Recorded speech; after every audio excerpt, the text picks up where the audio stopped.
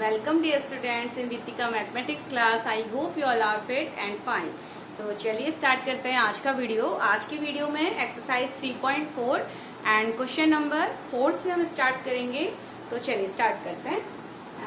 Chapter name chapter 3 है हमारा trigonometric function, class 11th maths NCERT का chapter number 3 trigonometric function, exercise 3.4 and question number 4।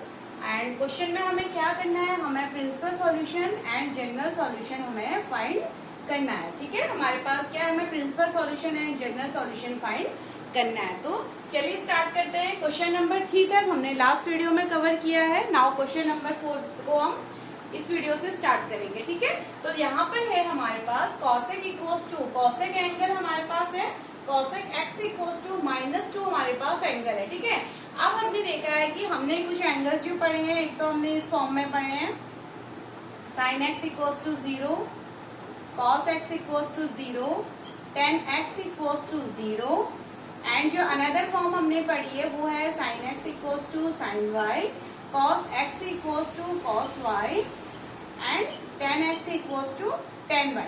In angles के लिए हमें फॉर्मूले पता है और हम वो फॉर्मूले अप्लाई करके देन हम अदर जो हमारे अदर ट्रिग्नोमेट्रिक फंक्शन होते हैं उनको हम इस फॉर्म की हेल्प से पहले कन्वर्ट करते हैं और फिर हम आंसर फाइंड करते हैं। ठीक है, अब एक बात और है, देखिए ये वाले फॉर्मूले अगर हमारे पास कुछ इस तरीके से वैल्यू है, जैसे अगर हमारे पास माना sin x इक्वल्स टू, एक तो आपके पास ये टर्म आएगी कि इक्वल में आपको 0 मिलेगा। ठीक है, राइट हैंड साइड में 0 है तब तो आप डायरेक्टली ये फॉर्मूले यूज कर कीजिए। इनके अगर ये इक्वेशंस हैं तो आपको इक्वल टू में 0 मिलेगा। यहाँ पर क्या होता है, अगर हमारे पास sin x equals to sin y, यानी कि हमारे पास sin y क्या होगा, कोई एंगल होगा।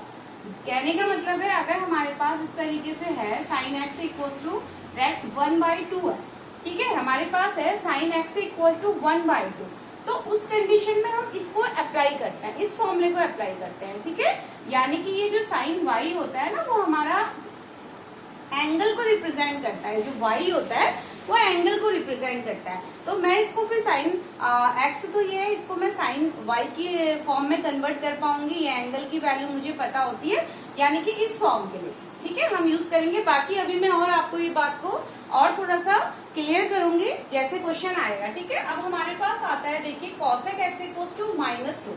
अब ये वाली फॉर्म तो है नहीं क्योंकि इक्वल टू में 0 नहीं है हमारे पास। ठीक है, इक्वल टू में 0 नहीं है, इक्वल टू में हमारे पास क्या है, कोई एंगल की वैल्यू है, यानी कि हमें अप्लाई तो कुछ ये वाली चीज हमें अप्लाई करनी होगी। 0 होता तो हम डायरेक्टली इसको रख लेते, पर 0 नहीं होने से यानी कि अब हम करेंगे तो इसी को अप्लाई। देखिए क्या होता है, cosec x, cosec यानी कि हमारे पास तो साइन की फॉर्म है, तो हम cosec को बहुत इजीली साइन में कन्वर्ट कर सकते हैं। तो ये क्या हो जाएगा हमारे पास, अगर मैं इस cosec x से sin x निकालूं तो -1/2 हो जाएगा ना।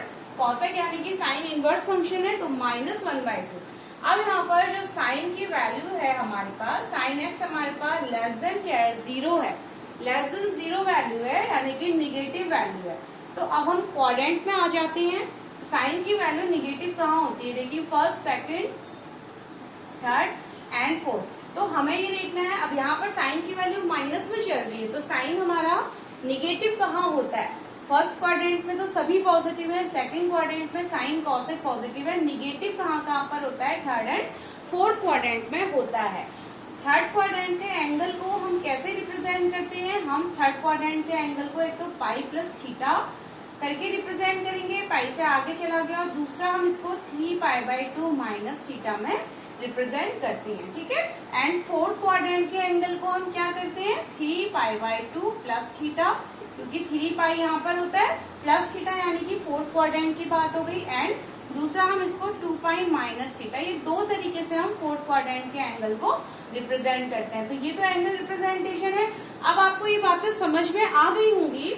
अब हम यहाँ पर एंगल किसको लेंगे, देखिए एक वैल्यू तो हमें रिकॉल करके मिल जाती है। प्रिंसिपल सॉल्यूशन जब हमें निकालना होता है तो प्रिंसिपल सॉल्यूशन के लिए एक वैल्यू तो हमें रिकॉल करके, यानी कि जो वैल्यूज होती है टेबल में वहीं से हम डायरेक्ट रखते हैं, और बाकी वैल्यूज को हम इसके साइन के अकॉर्डिंग क्वाड्रेंट में जाते हैं और फिर वहां से हम बाकी वैल्यूज फाइंड करते हैं। ठीक है, तो साइन की वैल्यू -1/2 यानी कि माइनस हमारी थर्ड एंड फोर्थ क्वाड्रेंट में होती है। तो हम यही इन दो क्वाड्रेंट से हम साइन की वैल्यू फाइंड करेंगे। ठीक है, अब कौन सा एंगल लेना है, ये वाला लेना है या ये वाला लेना है, क्योंकि यहाँ पर तो दो तरीके से एंगल रिप्रेजेंट हो रहे हैं।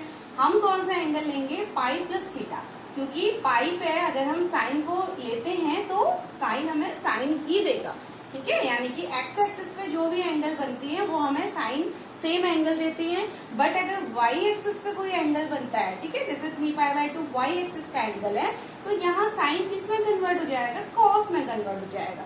तो इसलिए हमें ये वैल्यूज वाई एक्सिस की वैल्यूज को हमें इग्नोर करना है। ठीक है, यहाँ पर भी हम वाई एक्सिस की वैल्यू को इग्नोर कर देंगे और यहाँ पर भी हम वाई एक्सिस की वैल्यू को इग्नोर कर देंगे। तो हम यहाँ पर पाई प्लस थीटा लेंगे और यहाँ पर 2π माइनस थीटा लेंगे। तो चलिए आप सबसे पहले थीटा फाइंड कर लेते हैं। थीटा या एक्स हमारे पास है क्या, थीटा या एक्स हम पहले फाइंड कर लेते हैं। तो हमारे पास sine x equals to -1/2 and sine की वैल्यू -1/2 होती है माइनस साइन π/6, हम इसको लिख सकते हैं। ठीक है, ठीक है, ये हमारे पास 30 डिग्री पे हमारा साइन क्या होता है, यानी कि एक्स हमें पता चल गया है। ठीक है, एक वैल्यू हमें ये पता चली। अब नाउ क्योंकि साइन हमारा निगेटिव कहाँ पर होता है, साइन एक्स हमारा निगेटिव होगा थर्ड क्वाड्रेंट में, एक तो थर्ड क्वाड्रेंट में। अब थर्ड क्वाड्रेंट में हम क्या लेने वाले हैं, पाई प्लस थीटा, तो इसको हम लिख लेंगे साइन पाई प्लस थीटा। क्या लाए हैं हम, थीटा हम लेके आए हैं π/6, यही तो हमारा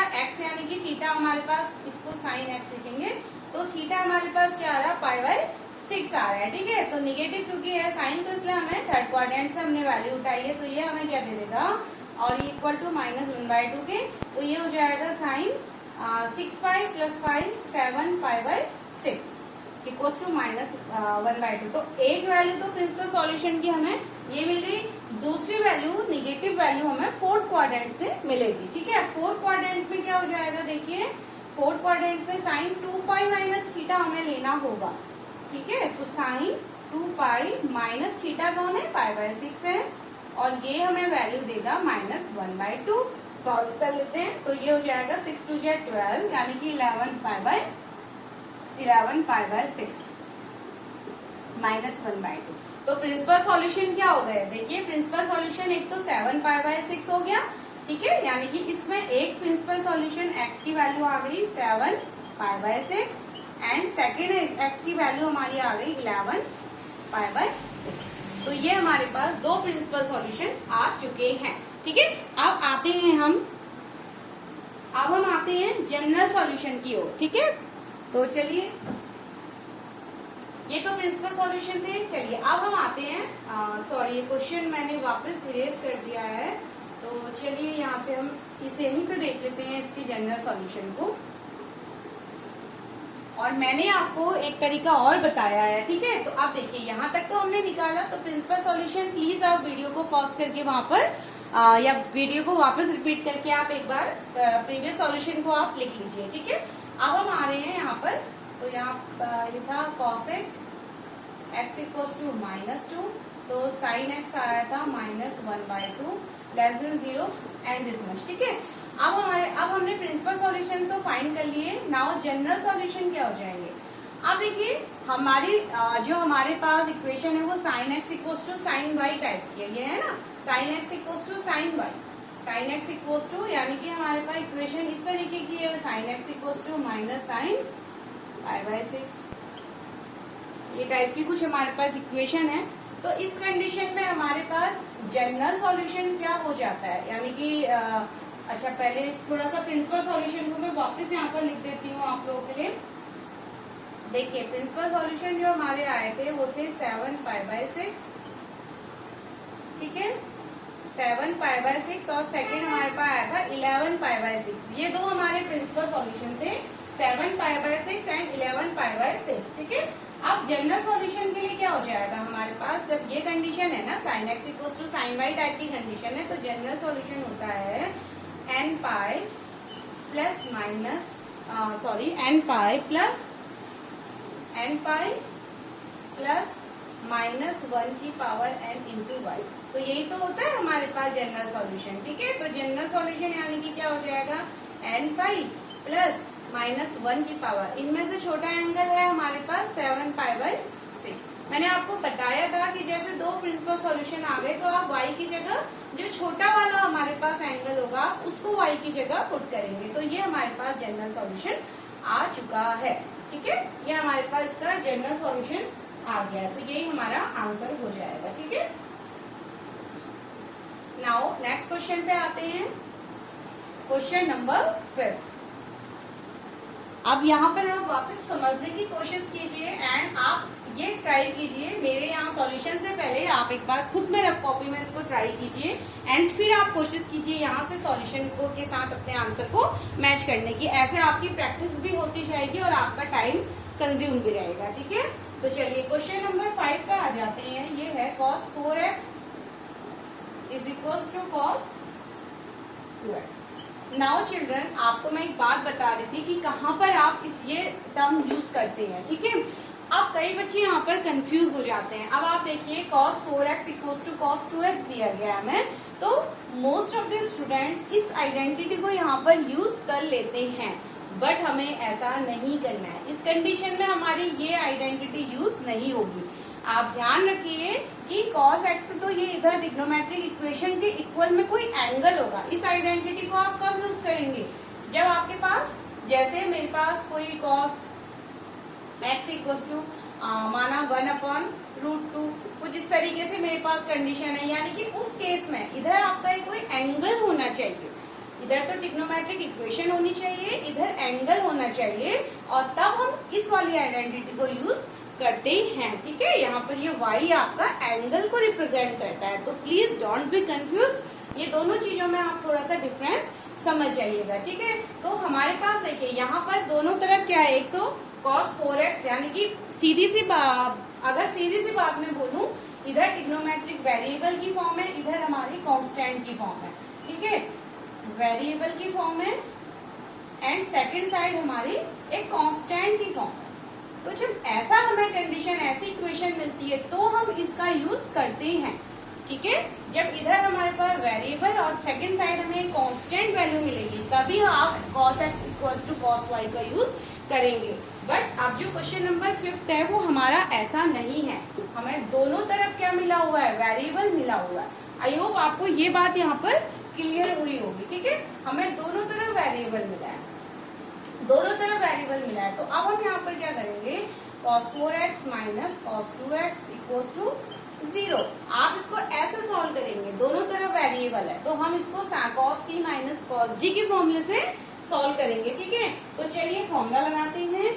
तो ये हो गया, हमने इसको सिंप्लीफाई किया, माइनस हम इधर ले आए, तो ये होता है -2 sin 4x plus 2x upon 2।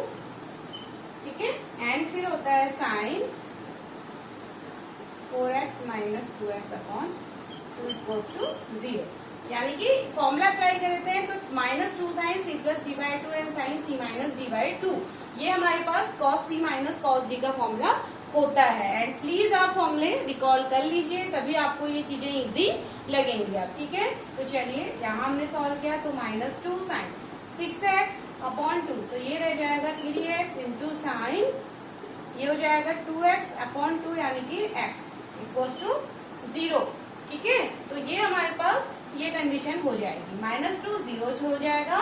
तो हमें क्या मिलेगा, देखिए हमें मिलता है तो sin 3x इक्वल्स टू 0 एक साइड मिलता, एंड सेकेंड हमें मिलेगा sin x इक्वल्स टू 0। तो ये दो चीजें हमें यहाँ पर मिलती हैं। साइन की वैल्यू 0 कब होती है, जब 3x क्या हो जाएगा हमारा n पाई, तभी तो जब 3x से n पाई होगा तभी, उसी केस में तो हमारी साइन 0 होती है, वेयर n हमारा कोई भी इंटीजर होता है। ठीक है, एंड तो यहाँ से क्या हो जाएगा, x से क्या हो जाएगा n पाई अपॉन 3। तो एक वैल्यू तो हमें ये मिलती। नाउ इधर भी मैं लिख देती हूँ, n बिलोंग करेगा इंटीजर से, n कोई भी इंटीजर आप उठाइए और n की जगह आप पुट कर दीजिए। ठीक है, ऐसे इधर क्या हो जाएगा, जब x हमारा n पाई होगा, sine x equals to 0 when x equal to n pi, where n, ये सब हमेशा इंटीजर से बिलोंग करेगा। आप कोई भी नंबर यहाँ पर पुट कर दीजिए, और ये हमारे सॉल्यूशन इस केस में, यानी कि हमें x, हमने क्या होता है सॉल्यूशन, हमें x की वैल्यू फाइंड करनी होती है ना, तो हमने x की वैल्यू फाइंड कर दी और हमें दो सॉल्यूशन यहाँ पर इस तरीके से मिलते हैं। ठीक है, तो आई होप आपको जो मैंने बात बताई कि आप इन इक्वेशन को यूज करते समय आपको कंफ्यूज नहीं होना है। जनरली बच्चे मिस्टेक करते हैं कि जब दोनों तरफ वेरिएबल दिया होता है तो आप cos x equal to cos y लगा देते हैं और आंसर आपका टोटली क्या हो जाता है, रॉन्ग हो जाता है। ठीक है, तो ध्यान रखना है cos x equal to cos y तब लगेगा जब एक साइड वेरिएबल है एंड दूसरी तरफ हमारा कांस्टेंट होगा। ठीक है, चलिए नाउ नेक्स्ट क्वेश्चन की तरफ आते हैं, question number 6। And I hope students, मैं पूरी कोशिश कर रही हूँ आपको यहाँ पर से टॉपिक को मैं क्लियर समझा पाऊँ, तो प्लीज आप भी इस वीडियो से बेनिफिट उठाइए। चलिए question number 6, 3x plus cos x minus cos 2x equals to 0। अब चलिए फिर से इस पर आ जाते हैं। अभी आपको समझ आ रहा होगा हम यहाँ पर क्या चीज यहाँ पर हम क्या पुट करेंगे और कैसे हमारा आंसर आएगा। तो चलिए सबसे पहले देखिए, अप्लाई तो हमें cos c cos d इस टाइप के फॉर्म CD फॉर्मूले को ही हमें अप्लाई करना है। अब कैसे अप्लाई करेंगे, देखिए 3 and x, ठीक है, दोनों ऑड है तो पहले हम इन ऑड को ले लेते हैं, फिर हम उसके बाद इवन नंबर पे आएंगे। ठीक है, तो इसको हम ऐसे cos c plus cos d, cos c plus cos d लगाते हैं तो ये हो जाएगा, हम पहले इन दो वैल्यूज को लेते हैं तो 2 cos c plus d by 2 into cos c minus d by 2 and साथ में यहाँ पर हमारा रहेगा cos 2x equals to 0। Now फिर सॉल्व करते हैं तो 2 cos ये हो जाएगा 4x, 4x में 2x गया तो 2x इंटू 2x तो ये रहेगा cos x minus cos 2x equals to 0। ठीक है, cos 2x कॉमन ले लेते हैं। देखिए तो cos 2x मैंने कॉमन लिया, यहाँ हो जाएगा 2 cos x and minus 1 is equals to 0। 1 minute, तो ये हो जाएगा cos 2x equals to 0 and second side क्या हो जाएगा 2 cos x minus 1 equals to 0, 2 cos x minus 1 equals to 0। तो चलिए इसको सॉल्व करते हैं। अब यहाँ पर cos 2 यानी कि cos 0 कब होता है, जब 2x एंगल हमारा yz प्लस 1 पाई बाई 2 के इक्वल होता है, तभी हमारा cos क्या होगा 0 और यहाँ से हम x की वैल्यू भी निकाल देते हैं तो ये हो जाएगा 2n plus 1 and pi by 4। ठीक है, यहाँ चला जाएगा तो एक x यानी कि एक सॉल्यूशन हमारे पास ये आ गया। सेकंड सॉल्यूशन क्या हो जाएगा, देखिए इसको मैं 2 cos x इक्वल्स टू 1 लिख देती हूँ, यानी कि cos 2 cos x equals to मैंने 1 लिखा तो cos x क्या हो जाएगा मेरा 1/2, यही तो हो जाएगा। और cos x 1/2 कहाँ पर होता है, cos पाई बाई 3 पे होता है। ठीक है, cos की वैल्यू हाफ होती है cos पाई बाई 3 पे, तो x यानी कि सेकंड सॉल्यूशन क्या आ गया मेरे पास, x equals to pi by 3 आ गया। और ठीक है, अब देखिए अब एक चीज ध्यान दीजिए, cos x इक्वल्स टू एक कांस्टेंट मेरे पास आया था तो मैं यहाँ पर cos x equals to cos y apply करूंगी, यही तो मेरे पास आया था।